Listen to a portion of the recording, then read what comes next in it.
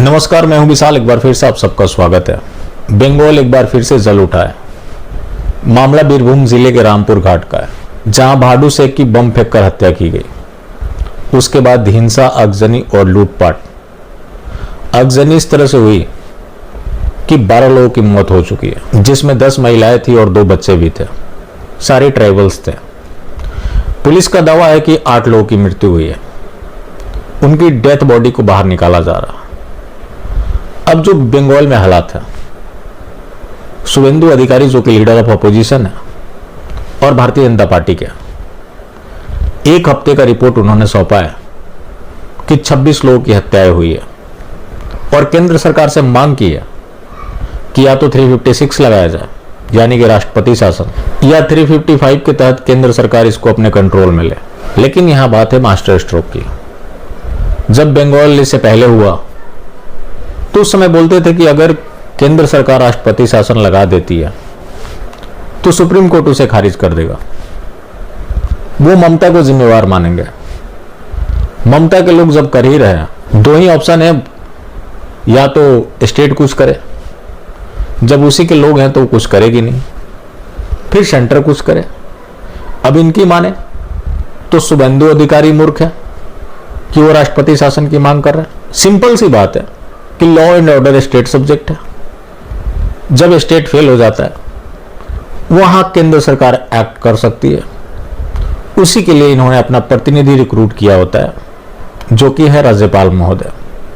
उनको सिर्फ रिपोर्ट्स भेजना है, जिसके ऊपर संज्ञान लेकर गृह मंत्रालय राष्ट्रपति शासन लगा सकता है। लेकिन होगा नहीं, क्योंकि उसको हर जगह भुनाना जो है कि बंगाल बनने से रोकना है, तो आपको बीजेपी को वोट करते रहना होगा। तो अगर उस समस्या का समाधान हो जाता है तो फिर क्या दिखाकर वोट मांगेंगे?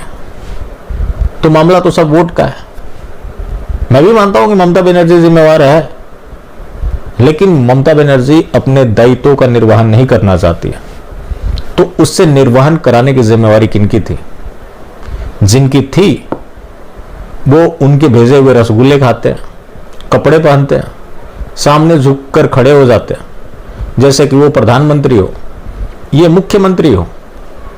अगर इसी चीज को आप उठा दे तो सबसे बड़े गलत आप हो जाएंगे।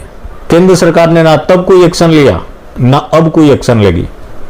बाकी जो लोग बीजेपी को समर्थन किए या फिर जो इनके कार्यकर्ता थे, जिस तरह से इनकी निष्क्रियता सामने आ रही है, कहीं ऐसा तो नहीं कि इन्होंने ये मान लिया है कि बंगाल भारत का हिस्सा है ही नहीं, जैसा कि टुकड़े टुकड़े गैंग बोलता है कि ये इलीगली ऑक्युपाइड है इंडिया के द्वारा, जैसा कि कभी कश्मीर के बारे में बोला जाता था।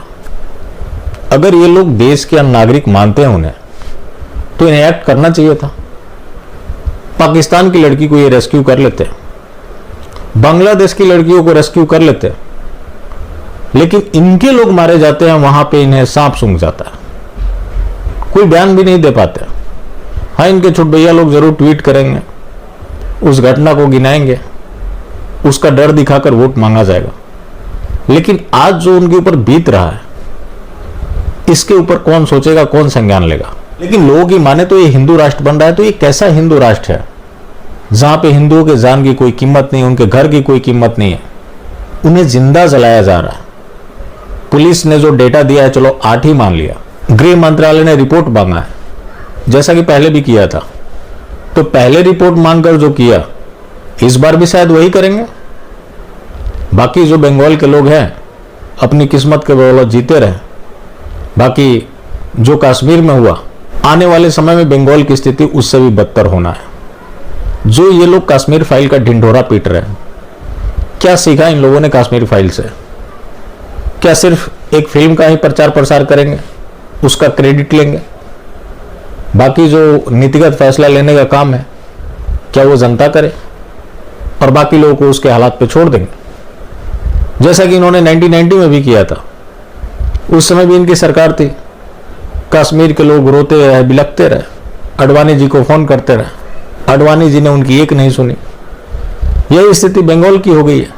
इनके लोग मारे जा रहे हैं, जिंदा जलाए जा रहे हैं, लेकिन इनको सांप सूंघ गया है। ऊपर से ये लोग बड़े वाले राष्ट्रवादी हैं। तो क्या बंगाल इस राष्ट्र का हिस्सा नहीं है जो उन लोगों को उनके हालात पर छोड़ दिया गया? आखिर कब तक केंद्र सरकार हाथ पर हाथ रखकर बैठी रहेगी और कब तक ऐसे मुद्दों को भुनाती रहेगी? ये हालात बने रहे तो बंगाल में इनका कोई झंडा उठाने वाला नहीं बचेगा। उपचुनाव के परिणाम जो सामने आए आपने देख लिए कि ये लोग अपनी जीती हुई सीट भी हार गए, तो ये लोग अपना कब्र खोद रहे हैं। लेकिन मोदी शाह का जो करियर है वो आराम से तो निकल ही जाएगा।